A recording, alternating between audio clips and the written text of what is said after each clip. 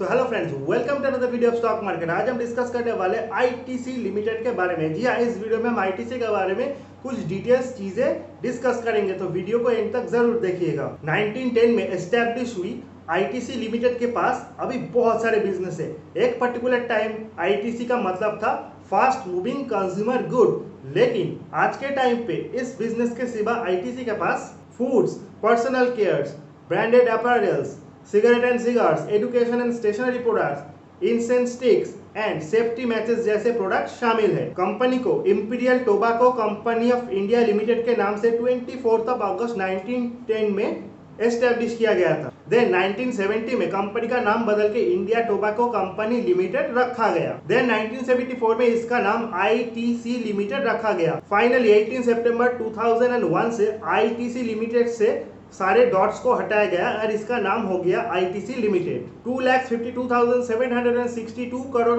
Market cap के साथ ITC limited एक लार्ज कैप कंपनी है एंड निफ्टी 50 में शामिल है। नाउ जान लेते हैं कंपनी के strength, weakness, opportunities and threats के बारे में। लास्ट 5 ईयर से कंपनी अपने शेयर होल्डर्स को अच्छा खासा डिविडेंड पे कर रहा है।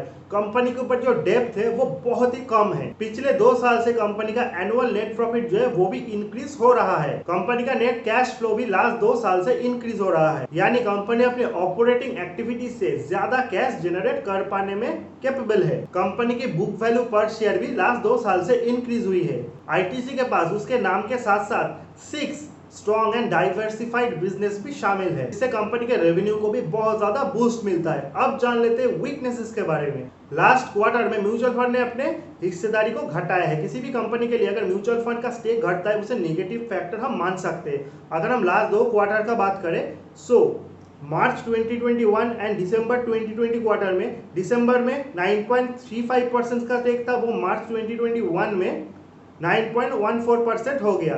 क्वार्टर ऑन क्वार्टर बेसिस पे कंपनी का जो प्रॉफिट मार्जिन है वो भी गिरा है। अपने कॉर्पोरेट इमेज को अच्छा खासा इंक्रीज करने के लिए आईटीसी ने बहुत सारे एफर्ट किए हैं, बहुत सारे एडवर्टाइजमेंट किए हैं, लेकिन आईटीसी के नाम के साथ उसका टोबैको बिजनेस शामिल है, जो कि इसके लिए एक नेगेटिव पॉइंट भी है, क्योंकि बहुत सारे लोग एंड बहुत सारे इन्वेस्टर के लिए टोबैको बिजनेस एक अच्छा चीज नहीं माना जाता। सो बहुत सारे इन्वेस्टर जो है वो आईटीसी स्टॉक से दूर रहना ही बेहतर समझते हैं। And in the last few years tobacco के प्राइस में हमने देखा है बहुत ज्यादा टैक्स के बढ़ाना। गवर्नमेंट ऑफ इंडिया ने बहुत ज्यादा टैक्स बढ़ाया है, जिससे टोबैको का प्राइस भी इंक्रीज हुआ है, जिससे इसके सेल्स में अच्छा खासा असर तो हुआ है। अब जान लेते हैं कंपनी के अपॉर्चुनिटीज के बारे में। आईटीसी लिमिटेड ने अब जान लेते हैं कंपनी के अपॉर्चुनिटीज के बारे में। आईटीसी लिमिटेड ने in the last few years बहुत सारे एक्विजिशन और मर्जर्स किए, जिसमें सबसे इंपॉर्टेंट फैक्टर्स है उन्होंने जॉनसन एंड जॉनसन से, सेवलॉन एंड बालान नेचुरल फूड से बी नेचुरल का जो उनका प्रोडक्ट्स है उनको एक्वायर किया है। इन फ्यूचर भी आईटीसी अपने प्रोडक्ट्स पोर्टफोलियो को बढ़ाने के लिए एंड नॉन टोबैको प्रोडक्ट का एक्विजिशन करने के लिए इस तरह के बहुत सारे मर्जर्स और एक्विजिशन कर सकती है, ऐसा हम देख सकेंगे। इंडिया में लोगों का जो डिस्पोजेबल इनकम बढ़ा है उसका भी पॉजिटिव इंपैक्ट स्टॉक में पड़ सकता है इन अपकमिंग फ्यूचर, यानी कि लोगों का बाइंग पावर बढ़ने के साथ साथ कंपनी के प्रोडक्ट का सेल भी बढ़ेगा, ऐसा हम कह सकते हैं। एंड कंपनी बहुत ज्यादा कोशिश कर रहा है रूरल सेक्टर में अपने रीच को पहुंचाने के लिए, जिसके लिए उन्होंने बहुत सारे डीलर एंड डिस्ट्रीब्यूटर को भी एक्वायर किया है with good percentage of margin. उसी के साथ साथ हमने रिसेंटली एक वीडियो में डिस्कस किया था कि आईटीसी ने अपने कुछ ऑनलाइन प्लेटफॉर्म में भी प्रोडक्ट सेलिंग स्टार्ट कर दिया, कि कंपनी के लिए बहुत ज़्यादा बेनिफिटेबल है। क्योंकि अगर हम मेट्रो एंड अर्बन सिटीज में बात करें तो बहुत सारे लोग ऑनलाइन बाइंग करना अच्छा खासा हेल्पफुल समझते हैं। कोरोना के टाइम तो लोग ऑनलाइन ज़्यादा प्रेफर करते हैं, लेकिन रूरल में उतना ज़्यादा ऑनलाइन बाइंग हमको नहीं देखने को मिलता। सो रूरल प्रोडक्ट सेक्टर में अपने प्रोडक्ट्स को रीच बढ़ाने के लिए उन्होंने बहुत सारे डिस्ट्रीब्यूटर एंड डीलर की संख्या बढ़ाया है, एंड अपने जो अर्बन एंड मेट्रो है वहाँ पे डीलर का संख्या घटा के उन्होंने ऑनलाइन की तरफ ज़्यादा फोकस किया है, जो इस कंपनी के लिए इन अपकमिंग फ्यूचर बहुत ज़्यादा प्रॉफिटेबल होने वाला है। इससे इनका रेवेन्यू भी अच्छा खासा बढ़ेगा। अब जान लेते हैं कंपनी के सबसे इंपॉर्टेंट थ्रेट्स के बारे में। आईटीसी ने प्रेजेंटली टोबैको प्रोडक्ट्स के ऊपर अपने डिपेंडेंस को घटा के एफएमसीजी प्रोडक्ट्स के ऊपर अपने डिपेंडेंस को बढ़ाने के लिए बहुत बड़ा कोशिश किया है, एंड इन अपकमिंग डेज में भी वो अच्छा खासा कोशिश करेंगे, एंड कुछ हद तक आईटीसी इसमें कामयाब भी रहा है। लेकिन आजकल के टाइम पे भी टोबैको प्रोडक्ट्स इसका मेन प्रोडक्ट्स है।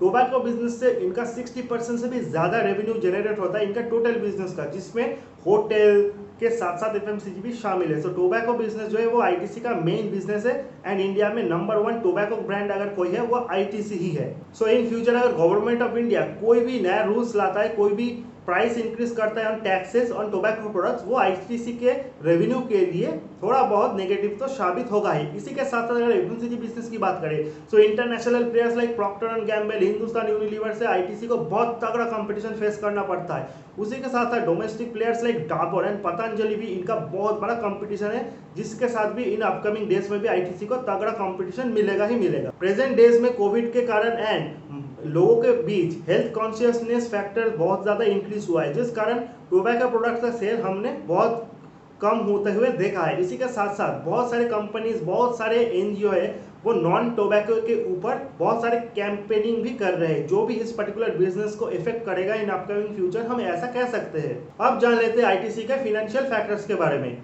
In the financial year 2020 company का जो टोटल रेवेन्यू है वो 52,000 करोड़ से भी ऊपर रहा, जो फाइनेंशियल ईयर 2017 में 44 करोड़ 500 एंड जो कि फाइनेंशियल ईयर 2017 में 44,544 करोड़ था। यानी लास्ट 3 इयर्स में कंपनी का जो टोटल रेवेन्यू है वो ऑलमोस्ट 16% से भी ज्यादा बढ़ा है। यानी लास्ट 3 सालों में कंपनी का रेवेन्यू 16% से भी ज्यादा बढ़ा है। अगर कंपनी का फाइनेंशियल ईयर में टोटल नेट इनकम की बात करें तो 1920 में 15,306 करोड़ रहा है, हालांकि फाइनेंशियल ईयर 2017 में नेट इनकम 10,289 करोड़ रहा। यानी लास्ट 3 साल में कंपनी का जो नेट इनकम है वो 50% से भी ज्यादा इंक्रीज हुआ है। फाइनेंशियल ईयर 1920 में ईपीएस जो था वो 12.46 था, जो कि 3 साल पहले 2017 में 8.49 था। यानी लास्ट 3 साल में कंपनी का अर्निंग पर शेयर में भी हमें अच्छा खासा ग्रोथ दिखने को मिला है। लास्ट 5 साल में कंपनी का जो टोटल रेवेन्यू है वो 5.34% के हिसाब से बढ़ा है एंड इंडस्ट्री रेवेन्यू जो है वो 5.28% से बढ़ा है। यानी कि आईटीसी का परफॉर्मेंस कंपेयर टू इंडस्ट्री अच्छा है।